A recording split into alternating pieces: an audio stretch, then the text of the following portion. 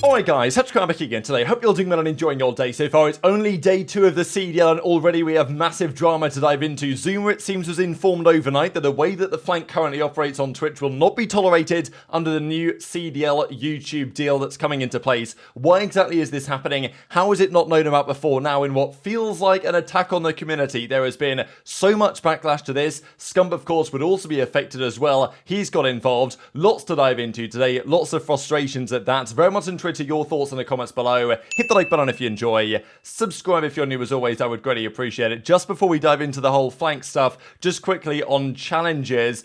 It's been rumoured for some time and there's been rumours that FaceIt are going to run it basically and Challenges is going to be hosted on FaceIt because Game Battles is no longer going to exist come January. So CDL is now basically a Modern Warfare 3, let's say, exist on FaceIt now. And Jake Hell says, look, if you haven't yet put 2 and 2 together, Challenges is going to be on FaceIt, but it's taken quite some time to actually make that happen. So this is the first I really saw of this whole CDL, the flank Zoomer drama, when Zoomer was on Octane's stream, on Ben's stream before he went live himself, talking about the things were happening overnight behind the scenes. Even Octane says, alluding to how Zoomer might flip out, there could be a war at play here. I don't know who's going to win out on this one, but I imagine Activision's lawyers are not particularly keen to back down. So let me just share a couple of clips for you guys to set the scene on what exactly has happened, what the frustrations are from the respective parties. As Ben says, they got some email and he says, look, it was clearly written by a lawyer as to the implications of running the flank as it currently has been. It's worthy to note, for the last several years, the flank has run on Twitch shortly after the games, showing the broadcast matches on the live stream. And that has been apparently perfectly fine for years. I'm not going to lie, when the YouTube deal first happened back in 2020 it was, and the flank began, I guess, in 2021, I was wondering whether this is fine for the CDL, right? The fact that the matches are exclusive to YouTube, but then as soon as they're over, then Zoomer would run the show. And of course, while the stream was live, he would never show any matches, but it seemed to be fine after the fact to present matches on the flank, on Twitch, and to analyze them and break them down as such. That apparently is no longer tolerable. But the real frustration is exactly why. Why weren't people informed until literally today? And what could potentially be done about this? Well, the email we got was definitely written by a lawyer, I'll tell you that. And people are saying no watch party and stuff. It might be no flank, ladies and gentlemen. That's what it might be. Might be no flank. Yeah, Chad, there might be, the show might be no more. There's some information we got that's... Like, they're trying to shut down the show. That's what they're trying to do. Unless are going to limit our ability to do certain things. Yeah. Yeah, it's going to limit our ability to do literally anything. So let me tell you where I'm frustrated. I was received with an email this morning saying that we are no longer allowed to review gameplay. We're not even allowed to pull up CDL gameplay, even when the matches are over. So before the games, after the games, doesn't matter. I can't be live on Twitch and pull up gameplay on YouTube and like watch the gameplay. Like I'm not allowed. I'm not allowed to do that. So in terms of reviewing gameplay on the show this year, we can't do that. We are not allowed to talk about COD. We could talk about COD, but we're not allowed to review the gameplay and break down Call of Duty. We can't do that anymore. Start slow, he can spiral. Wait, for people saying, wait, for the people that are saying, I keep seeing people say that I'm like only care about myself and shit. What are you guys talking about? It's not just the flank. It's not just the flank. It's our shit too. Yeah, it's not just those guys over there, man. We are literally in talks with Tommy and them, trying to figure out what the we're gonna do, man. It's not just them. Like what? Yeah. It's not like it's just them dealing with it. It's us too. So again, we talked to Tom all morning, trying to figure out what the hell's going on, man. Trust me, we are together on this, man. We are very together on this. I don't know why people are trying to start shit for no reason. So the initial implication is that Activision are trying to shut down, limit the flank in some way. Of course, an absolute staple in the competitive Call of Duty scene, what that show has been and continues to be for the scene. And Zuma, Scump, personalities like this have done so much for the scene over the last few years that you would think the one thing you don't do is to appear to effectively attack those two creators by this decision making. Now, immediately afterwards, people were going into the CDL chat as it was counting down, and as you guys can see here, people putting in free the flank, free the flank. I'm pretty sure they increased the amount of time you had to have been subbed to the channel in order to comment in the chat from like 2 days to 8 weeks to try and stop people commenting in the chat, free the flank. But you guys can see here, like, people are putting in messages such as this one, free the flank from Dan Curtis, and then, oh, look at that, it just disappears. And there's another one here, I think from this Polar guy maybe, that also just miraculously disappears. So, that looks like moderators tried emphatically to delete all the comments, but they couldn't really get that far. Of course, Scump as well, initially people said, because, people do this type of stuff, oh, why aren't you defending Zoom and all this? But it affects them as well, because they want to run the breakdown on Twitch. Maybe that's not going to be the case anymore. Of course, the solution is do it on YouTube, and that might be what they end up doing, but it's like, they shouldn't be forced into exclusivity on a platform basis on a deal that they didn't sign or didn't have any party to.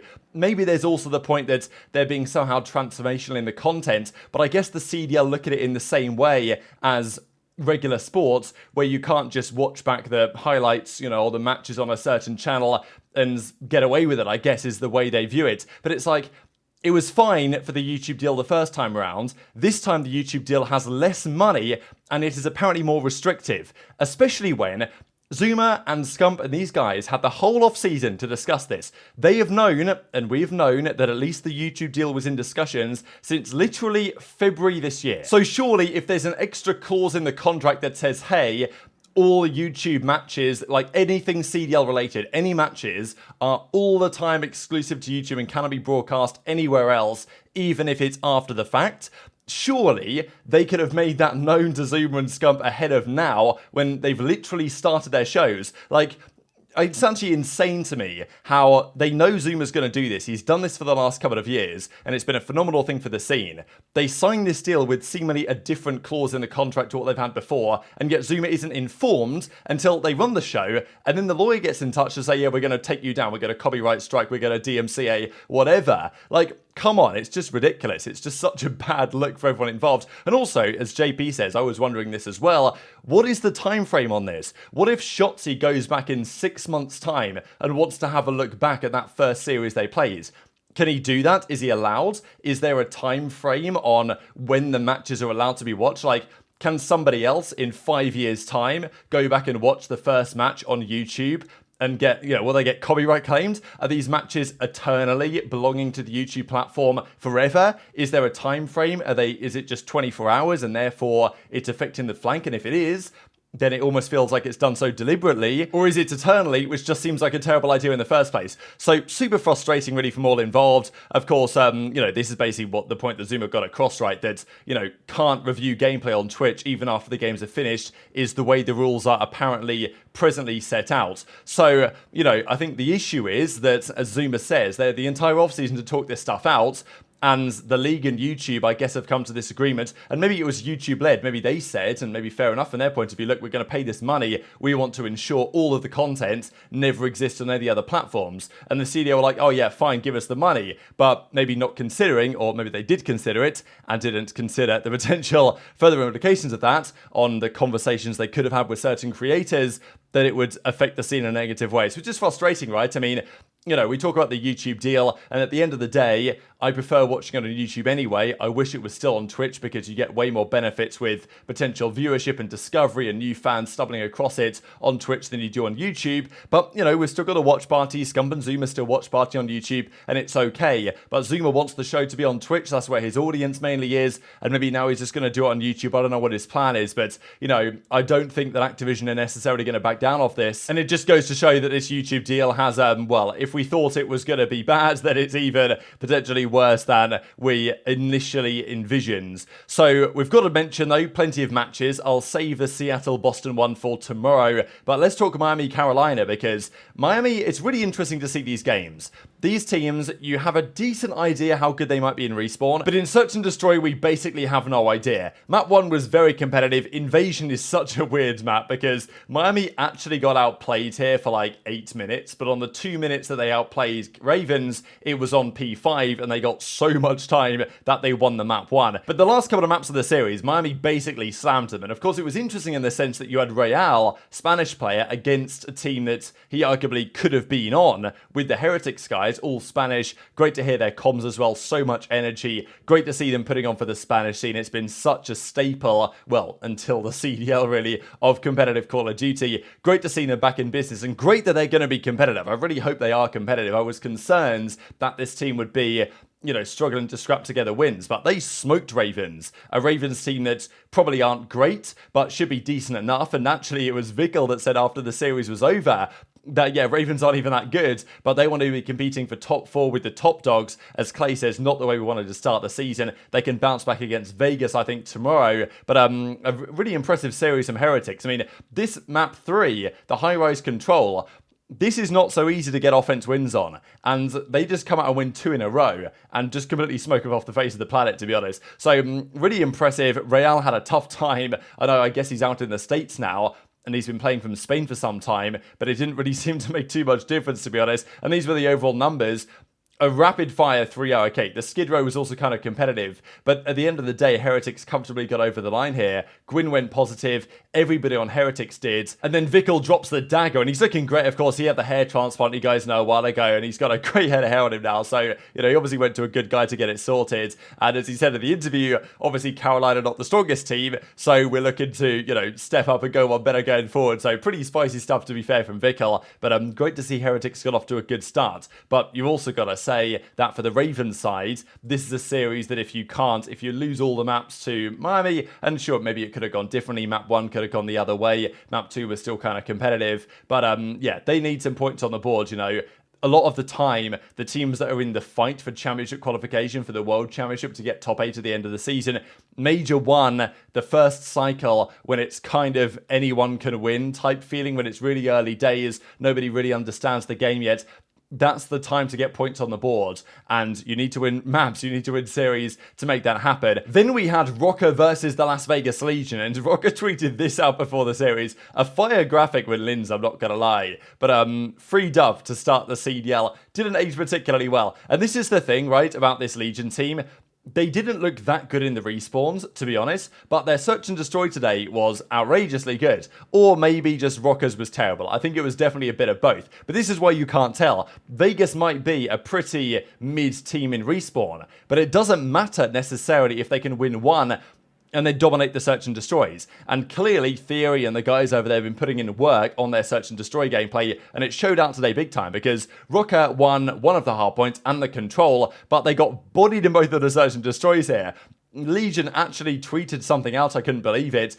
I think it's funny the way they were tweeting it. Like, look at this screenshot. We take S&D 6-1. So at least they did something, you know. Fair play to Vegas Legion, social media management. I don't really know what they're doing. But look, a 6-1 wasn't even close. Rokkr, though, do take the control. This was really competitive, actually. Vegas will, I think they're up 2-0, weren't they, in this? And then Rokkr brought it back to win the next 3. Accuracy was doing well, like 6k damage. Accuracy looked good today. Attach, though, and Nero deserve a lot of plaudits on the Vegas Legion side. Attach, like, I put him in my season-long fantasy team. I feel like he's good value for money, right? But Nero, I mean, the fact that Mac was going to be here and then they got Nero instead, you know, the fact that Nero almost wasn't in the league was pretty outrageous. But Attach and Nero, like, that was a scary duo today to deal with. They lost the control. They just about got over the line on a pretty ridiculous sub-base hardpoint. Good to see sub-base get played finally, and it's, as we all expected, an absolute mess, to be honest, but it's good fun to watch, I think. There was also this, I don't know if you guys have seen this before, but I noticed this at the time, that, well, Awakening's Elo sight, or whatever it's called in this game, the Reflector or whatever, has snow on it.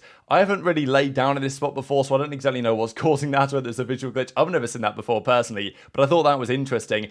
As expected, there was also some questionable spawns towards the end of this map here. Rokkr tried to bring the comeback, didn't happen though. Attached 32 and 21, Nero with lots of kills. They get to 250, get over the line, and that brings it to a map 5 where they dominate at Legion. Funny story was that Purge, round 1, blew himself up. They still won the round in the 3 versus 4. Purge was then laughing and giggling on the face cam. And then they just smoked the map 5. So I think it was great search and destroy prep from Vegas. But it's interesting for Rokkr in the sense that historically, they've been a search and destroy team. That's where they do their damage, usually. To be fair, sometimes Rokkr are good at hardpoint, sometimes they're good at search, but very rarely good at both. And Rokkr just looked completely lost in their search and destroy, to be honest, with respect to Vegas. So I didn't expect a Vegas victory, but you can definitely see why it might have happened. And honestly, as our Legion say, welcome to the CDL at G2, quote tweeting the free dub to start the CDL, which of course backfired quite spectacularly. And even as Theory says, the coach, 6 in a row versus you, bud. So, entertaining storyline to keep your eyes on going forwards. So that was a big result of the day. These were the final numbers here. Nero broke 100 kills, the first player to do it so far, 1.24. Attach had a 1.4, and they won 3 rounds over 2 maps of search and destroy, and that really is going to make the difference in this one. Just before we close out then from the Ultra guys, as expected, they take down LA Gorillas. They did lose the search and destroy in this one, but the respawns were so comfortable, as you might have expected, that it was a relatively swift 3-1. I will say there was some drama about this because Envoy had a really nice streak to close out game 1, and Ultra tweeted out, always pack a punch. Of course, referring to improving their roster by effectively dropping Hixie for Envoy. And especially when Hixie's a player that did a lot for the team, improved them last season, won an event with them, let's not forget. I think a lot of people took this as rather offensive to Hixie to say, oh, that guy was trash, glad we upgraded type thing, when he did win you an event and was a very important part as to why. And obviously they made the Champs Grand Finals as well. So they backed down on this. Whether you guys think that it's soft or not, I don't really care. But Ultra say, no disrespect intended, definitely a bad post, sorry guys, and they do win the series anyway, so I'm sure Ultra fans won't mind too much about that. CleanX had a monster series. I've got to say, for all the talk about the AR meta, the rival is nasty, especially in the hands of guys like this, and they tend to play at the moment maps like Karachi and, that you can have the close range engagements on. That's the most played map right now, so it works for CleanX. Scrappy had the most damage, but actually went slightly negative, and as he said, just kicked his feet up and enjoyed the ride from the team. So Scrap's officially back in business, Ultra off to a good start, but lots of storylines that I'm intrigued to hear your thoughts on in the comments section below. So hit the like button if you enjoyed, subscribe if you're new, take care, and I'll see you next time.